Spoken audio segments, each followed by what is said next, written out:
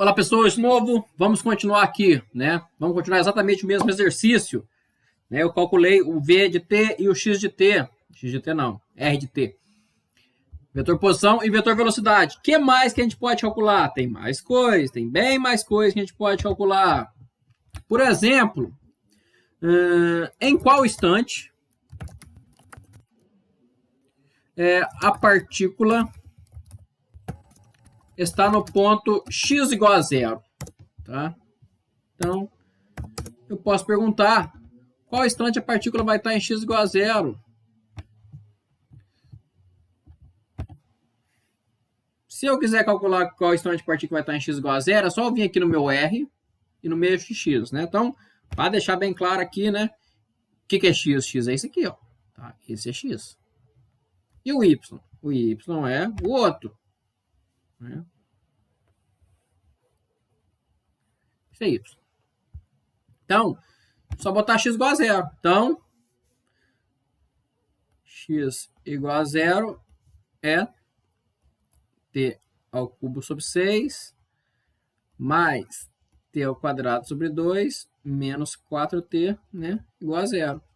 Então, tem que resolver essa equação, né? Essa equação parece difícil, mas na verdade dá para cortar o t de todo mundo. Corta esse t, até vou mudar de cor aqui, né? Dá para cortar o t de todo mundo. Corta esse t aqui, corta esse t ao quadrado, esse t ao cubo sobra só um t ao quadrado. Então a equação fica t ao quadrado sobre 6 mais t sobre 2 menos 4 é igual a zero. Multiplica todo mundo por 6. Se eu multiplicar todo mundo por 6, vai ficar como? Vai ficar t ao quadrado mais 3t, né? Que aqui multiplica por 6, 6 sobre 2 é 3, menos 6 vezes 4, 24, igual a zero. Tá? Então, só resolver essa equaçãozinha. Então, delta é igual b ao quadrado, 9, menos 4ac. 4 vezes 24 dá 96, né? Então, só que é menos 24, então menos 4ac vai dar mais 96. Então, aqui dá 105. Então, x é igual a menos b, menos 3. X não, é t, né? Estou fazendo para t. Então, t é igual a menos b, mais ou menos, raiz quadrada de 105. 10. 10 é alguma coisa, né? Vamos botar 10 sobre 2. Quais são os tempos, então? T1 é igual a menos 6,5, né? Que é menos 3, menos 10, menos 13 sobre 2. E o outro é menos 3 mais 10, 7, 7 sobre 2, mais 3,5, tá? Então, esses são os tempos. Né? Na verdade, você pode até descartar, se quiser, né? A princípio, esse aqui talvez não faça muito sentido, o 6, menos 6,5, se a gente considera só as coisas a partir de um certo instante, né? Então, o relevante mesmo, né? É esse aqui, né? O positivo. Tá? Então, no instante 3,5, a partícula volta a passar pelo ponto x igual a zero. Tá? Então, eu fiz para o x, vou deixar de exercício para você fazer para o y. Tá? Então, exercício.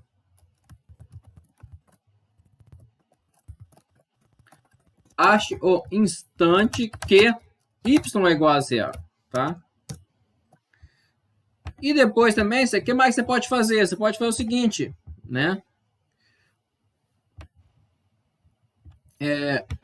Ache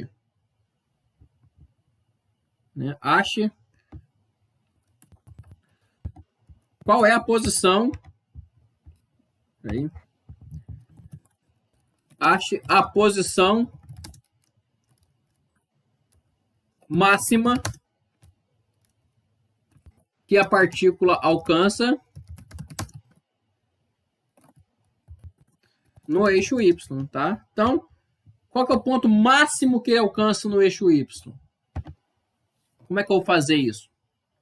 Teorias de máximo e mínimo, tá? Teoria de máximo e mínimo. O que significa? Significa o quê? Derivar o y em relação a t igual a zero. Aí você vai achar o t, né? Com esse t você joga no y de t. Bem simplesinho, tá?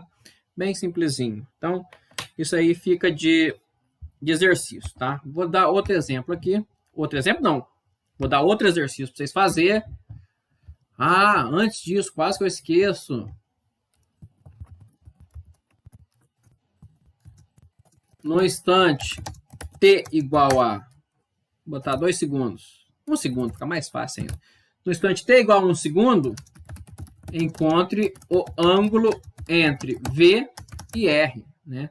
A velocidade e a posição são dois vetores, né? O vetor posição e o vetor velocidade.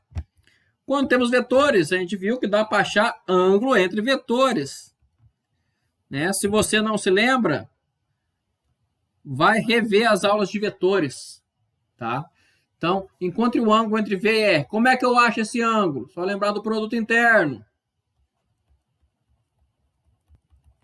Dica de ouro, né? Produto interno. O que o produto interno me diz? A interno B é mod A, mod B, cosseno, né? Então, o ângulo aparece aqui, ó. Então, se você bota t igual a 1 segundo, primeiro no V e no R, que já está ali no comecinho do vídeo, você vai ter o V e o R. Calcula os módulos, faz o produto interno, vai achar o cosseno do ângulo, pega o cosseno a menos 1, tá ok? Então, dito isso, vou dar outro exemplo, vou dar outro exercício, melhor dizendo, né? Outro exercício, vou chamar de exercício 2, porque os outros exercícios tudo é do primeiro exercício, né? Não sei porque não está arrastando isso aqui. Aí, arrastou. Então, eu vou botar aqui. Exercício 2. Tô com problemas aqui. Exercício 2. Seja a de t igual a 4t mais 6. Opa. 4ti mais 6j, tá? Então, seja esse a de t aí. O que eu quero que você ache?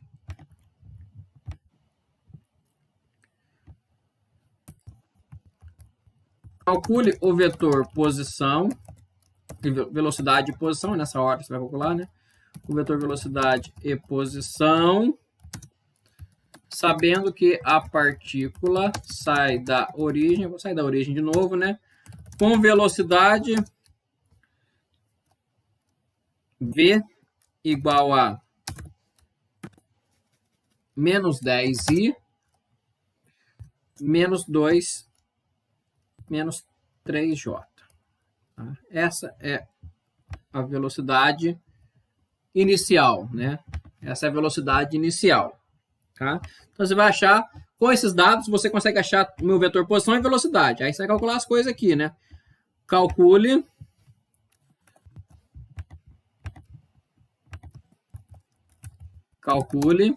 qual é a posição. Nesse caso, a velocidade inicial é negativa, mas a aceleração é positiva. Então, qual a posição mínima, né, que a partícula alcança no eixo X e no eixo Y. Então, teoria de máximos e mínimos também. Derivar, igualar a zero, substituir. Bem simplesinho. E, de novo, calcule o ângulo entre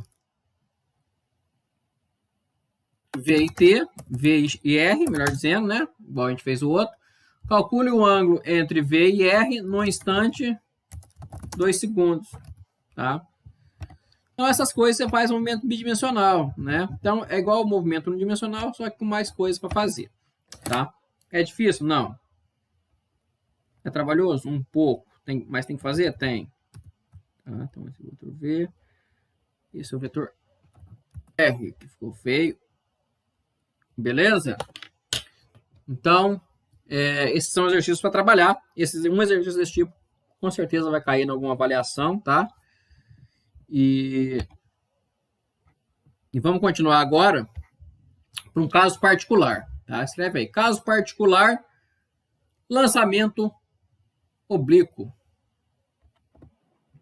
Então, gente, o que é o lançamento oblíquo ou de projéteis e por que ele é importante? Porque esse é o lançamento feito próximo à superfície da Terra, né? Pega uma partícula, você solta ela, essa caneta aqui, ó. Ela sempre cai verticalmente. Por quê? Só tem aceleração, né? Só tem força de gravidade, só aponta para baixo. Então, se eu lançar uma coisa para frente, o meu para frente vai ser um movimento retilíneo uniforme. E, ao mesmo tempo que ele está realizando um movimento retilíneo uniforme, ele vai realizar um movimento retilíneo uniformemente variado no eixo Y. E o que a gente acabou de ver no comecinho da aula passada? Que os movimentos X e Y eles são independentes, tá? Então, dá para trabalhar isso de maneira bem tranquila. Então, vamos escrever aí. É o movimento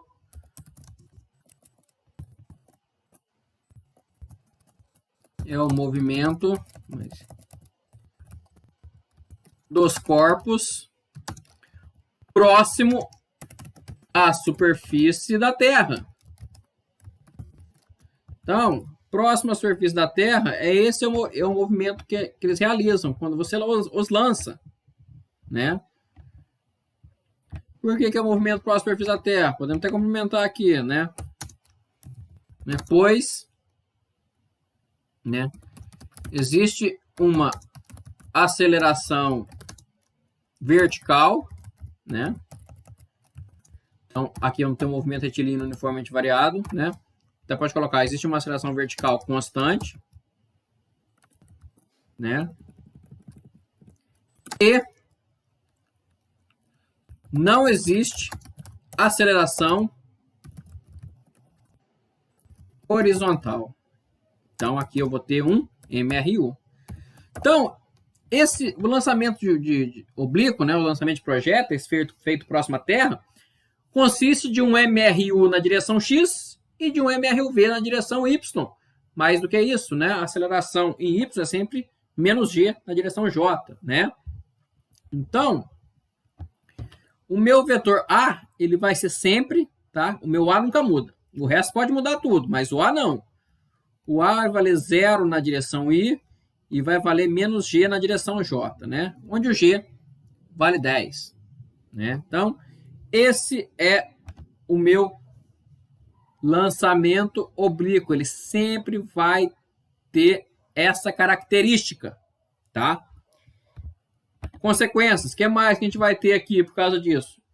Vamos ter que o meu Vx é sempre igual ao V0x, porque é um MRU, né? Então, bota em parênteses aqui. E o meu Vy? Ora, o meu Vy é a integral disso aqui. Então, dá V0y, que é a minha constante de integração, menos GT, tá? Aqui, naturalmente, sendo um MRUV, tá? Então, eu vou ter isso sendo o meu Vx e o meu Vy. O que mais? O meu X sempre vai ser X0 mais V0x vezes T. E o meu Y sempre vai ser Y0 mais V0y vezes T menos GT ao quadrado sobre 2, né? Então, no caso do movimento de queda de lançamento oblíquo, né? Nada mais é que um MRU em X e uma queda livre em Y, né? Só que os dois combinados. Belezinha, né? O que mais que a gente pode ter aqui também, né? Muitas vezes a gente não tem os meus V0, X e Y dado explicitamente, né? A gente só tem o V0. Pensa num jogador chutando uma bola. Então, a bola está aqui, o jogador chutou ela aqui, ó. Então, essa aqui é a velocidade inicial, V0. Você nunca vai falar assim, se jogador que chutou uma bola com velocidade inicial 4 na direção X e mais 10 na direção Y. Não, você fala que esse jogador chutou uma bola com uma certa velocidade fazendo um certo ângulo, tá? Então, você também pode substituir o V0x como sendo esse V0 vezes o cosseno desse ângulo e o meu V0y sendo o seno desse ângulo, né? Decomposição de vetores, né? Já vimos isso também, né? Então, às vezes, é melhor colocar esses termos, né? Muito mais prático você medir velocidade, né? Como sendo o módulo e o ângulo, né? Do que você mudar, não, tá aqui, ó, 4 na direção X, mais 5 na direção Y, né? Isso costuma correr bem menos, tá ok? Então, vou reescrever essas formas do X e do Y, tá? Da seguinte forma. Vou passar os X0 e Y0 para a esquerda, tá? E vou botar o V0x e o V0y como sendo V0 cosseno e V0 seno. Então, se eu passo esse X0 para lá, aqui fica X menos X0, que é igual a um ΔX, né? Então, ΔX é igual ao quê? V0 cosseno de θ vezes o t, né? Mesma coisa embaixo. Passo o y0 para lá. Então, ΔY é igual ao quê? V0y, que é V0 seno de θ vezes o t, menos gt ao quadrado sobre 2, tá? Então, só passei o x0 e y0 para a esquerda e substituí o v0 e o v0x e o v0y pelas suas coordenadas decompostas, tá? Desse jeito aqui. O que eu vou fazer agora, né? Se você olhar ali, eu tenho um ΔX de t e um ΔY de t. Então, podemos isolar t no x e substituir em y, né? Se eu fizer isso, isolar o t em x e substituir em y, eu vou ter o que a gente chama de equação da trajetória, né? Que não vai ser mais uma equação horária, x de t e y de t. Vai ser uma equação da trajetória, né? Ou seja, vai me dar uma posição em função da outra, tá? Então, eu vou ter aqui a minha equação da trajetória.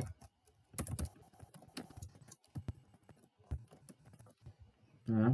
Então, isso vai ser a minha equação da trajetória. Então, isso vai ser como exercício, tá? Até vou botar aqui, né? Então, exercício. Demonstre, né? Demonstre a equação da trajetória. Quantos que ela vale? Ela vale o seguinte. Vale o seguinte. ΔY